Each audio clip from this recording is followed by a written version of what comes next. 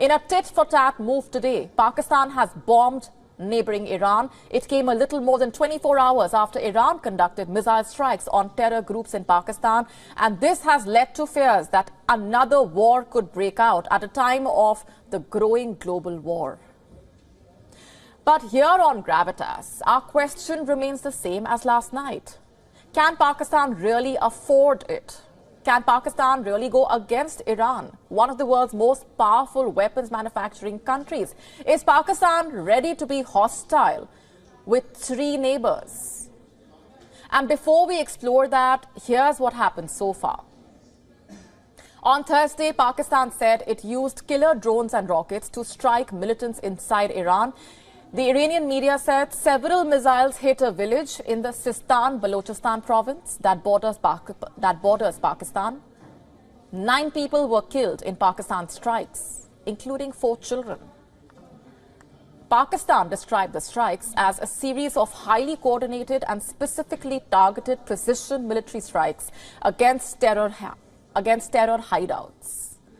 Its foreign ministry said, and I'm quoting, a number of terrorists were killed during the intelligence-based operation. The sole objective of today's act was in pursuit of Pakistan's own security and national interest, which is paramount and cannot be compromised.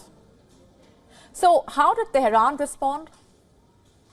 Condemning the strikes, Tehran summoned Pakistan's most senior diplomat in Iran to ask for an explanation. Meanwhile, in Islamabad, a foreign ministry spokesperson said Pakistan's caretaker prime minister planned to cut short his visit to the World Economic Forum in Davos, given the situation back at home. According to reports, in fact, the Pakistani military is in a state of extremely high alert. It threatened that it would meet any misadventure from the Iranian side forcefully. But who were the targets of Pakistan's strikes? It was the Baloch Liberation Front, BLF, and its associated Baloch Liberation Army, BLA. The BLF is waging an armed insurgency against the Pakistani state. And why is that? It's because they want freedom from Pakistan, freedom from exploitation. They want greater regional autonomy in Balochistan. The region, after all, has seen decades of insurgency, rich in natural resources like natural gas, oil, copper, gold. Balochistan is one of the least developed provinces in Pakistan. They see Islamabad as an occupier, an exploiter of natural resources. And guess what? They raise the banner of revolt against China as well. That's right. They see Beijing as Islamabad's partner in exploiting their resources, and this is why they want China's BRI out. In fact, the BLF has launched attacks against Chinese citizens and investments in Balochistan. In a separate statement on Thursday, the BLF said it does not have any hideouts in Iran. They said that no BLF fighters had been killed in recent attacks. The BLA has not yet commented publicly on Pakistan's strikes on Iranian territory. Pakistan's retaliatory strikes on Iran came after Tehran attacked bases of another terror group, Jaish al-Adl. Although the 2 countries have had a rocky past, these strikes are the highest profile cross-border intrusions in recent years, and it comes amid growing worries about the instability in the region. The 2 neighbours had appeared to be improving ties with Iran's foreign minister and Pakistan's prime minister meeting at Davos this week. That was before the Iranian strikes on Pakistan. Pakistan's comments after the retaliatory strikes signal Islamabad's desire to keep the row contained. But analysts warn it could get out of hand. There are escalation fears. It's because amid the Israel-Hamas war, Iran has been flexing its muscle in the region. And this is even before the cross-border strikes on Pakistan. Late on Tuesday night, Tehran struck Islamic State sites and Iraq, where it said it had struck an Israeli spy center. Why Iran launched Tuesday's attack still remains unclear. But these strikes mean that both Pakistan and Iran have taken an extraordinary step of ignoring each other's national sovereignty. Which brings us to the question, can it afford to go against Iran? The Iranians, after all, are masters of asymmetric warfare. they have shown a penchant for building an array of weapon systems. It's mainly to counter the adversaries that are better funded and more heavily armed. Pakistan, in fact, has been ranked as the 9th strongest military globally. This is according to the latest assessment by the Global Firepower Index. Meanwhile, Iran holds the 14th rank. And between the two, Pakistan boasts of a formidable military. It has the Army, Air Force, Navy. They have 650,000 active duty personnel, over 1,000 warplanes, including the coveted American-made F-16s. They have submarines, patrol vessels. But Iranian armed forces, being the largest in West Asia in terms of active troops, Iran has 610,000 active duty personnel and an additional 350,000 trained personnel ready for mobilization, over 500 aircraft. 500 aircraft, including domestically produced Saigeh and older F-4 Phantoms. The Iranian Navy also has approximately 20,000 active duty personnel. It has a diverse fleet of 67 units, including frigates and submarines. And it's not just about what Pakistan has and does not have in its arsenal. The point is that the situation has come at a sensitive time for Pakistan. The country is still struggling with various challenges. It has a weak caretaker government, to say the least. Its economy is in shambles. And its Chief Justice says drugs and Kalashnikovs have destroyed the country. You heard that right. Let's tell you more about this. On Wednesday, the Pakistan Chief Justice lamented the state of affairs. He noted how Kalashnikovs have become part of everyday life in Pakistan, how the police looks the other way as people keep arms without licenses. He said Pakistan must get rid of the Kalashnikov culture. This is the state of Pakistan. Can it really afford to fight Iran when its own house?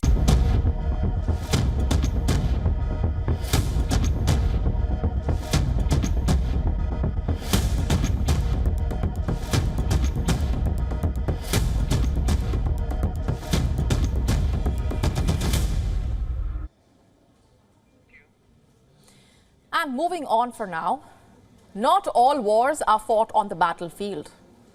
Some, you see, are fought inside your head. Those who serve their country in the war zone don't come back home without baggage. US war veterans are living and breathing examples of this. In the last 1 year, close to 50,000 American war veterans and former service members sought emergency suicide prevention care. That's the number that the US Department of Veteran Affairs has reported. You think that's bad? There's more. In November last year, the VA released its annual National Veteran Suicide Prevention Report for the year 2021. The report showed that nearly 6,400 veterans lost their lives to suicide. In the year 2020, the figure stood at just 114. Can you imagine? The number increased more than 50 times.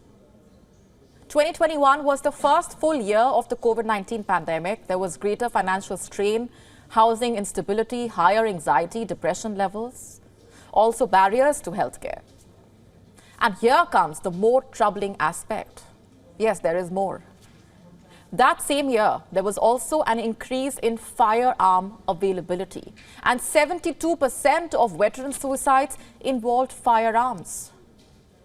What else can you expect? We are talking about a country whose abortion laws are tighter than firearm possession. We are also talking about a country which is expert in waging wars and running away when the situation gets out of hand. We, of course, don't intend to be insensitive towards the veterans. Far from it. If anything, the veterans are the victims of America's actions. And let me tell you this, it's not just the soldiers who fought on the battlefield, it's also their families, of course. Fighting a war, you see, does not inflict trauma on just the soldier. It creates ripple effects. All those around the soldier, friends, family members, loved ones, also end up suffering. And the US is not alone, by the way. Have a look at Ukraine. The soldiers are not only fighting the Russian army, they are fighting trauma, PTSD, nightmares, anxiety, guilt. There aren't going to be any winners. Those who died are gone. Those left behind are suffering in their own ways. Ukrainian soldiers seeking mental health care are only getting it so that they can return to the battlefield. The Ukrainian army's goal is not to heal the soldiers, but to rehabilitate them enough so that they can fight. I'm not the one saying that. Psychological experts in Ukrainian ranks have said this themselves. They say that anything more than this is not possible in the current circumstances. But what happens when the storm settles? When wars are over and the soldiers return home? Of course, they will not be the same as they left. There will be sleepless nights, nightmares, flashbacks of the war zone, PTSD. They may even struggle in fostering close relationships. And the US has been a part of many wars.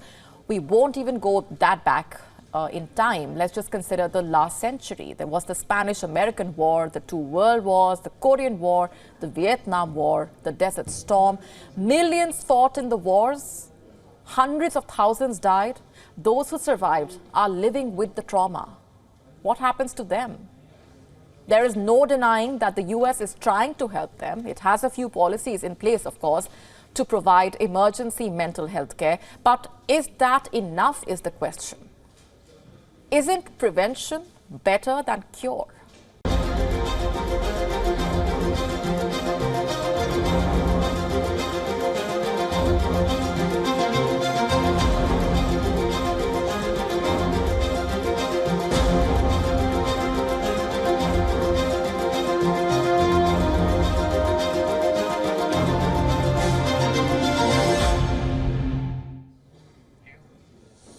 And in an era riddled with financial uncertainties, gold reserves are more crucial than ever.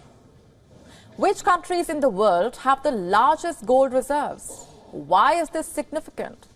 Our next report getting you the answers. Have a look.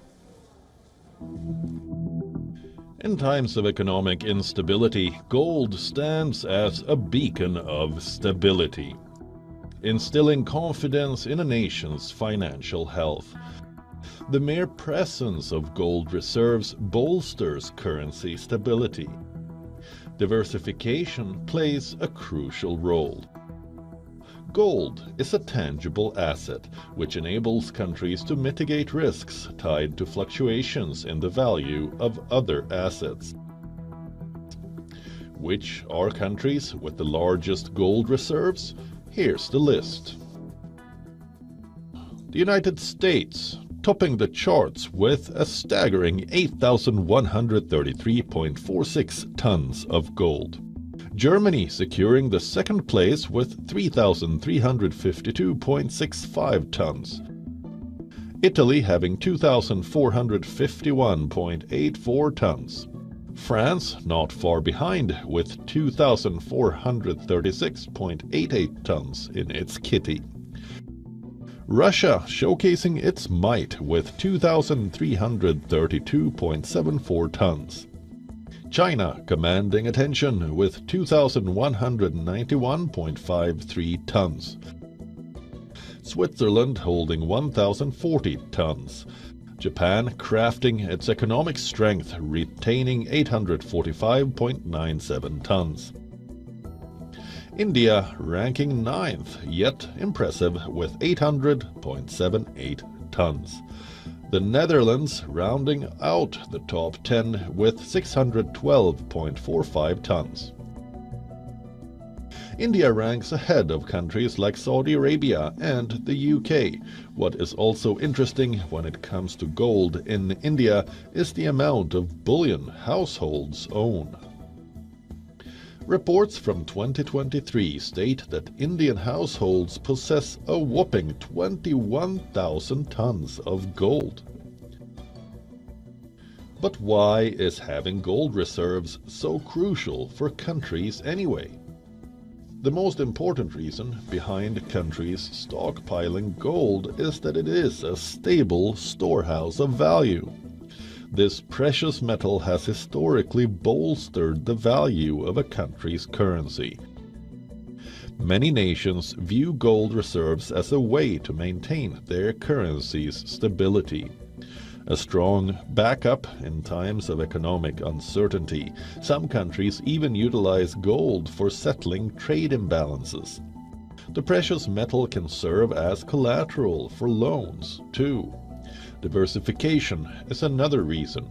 By holding gold, nations diversify their portfolio. Plus, the price of gold and the US dollar have an inverse relationship. When the dollar weakens, gold rates spike. During economic uncertainty, too, gold's value increases. For instance, when the Russia-Ukraine war began, the price of gold saw a spike. The same happened at the start of Hamas-Israel war. In other words, gold acts as a hedge in such crises. It is a critical tool for central banks to protect their reserves during market volatility.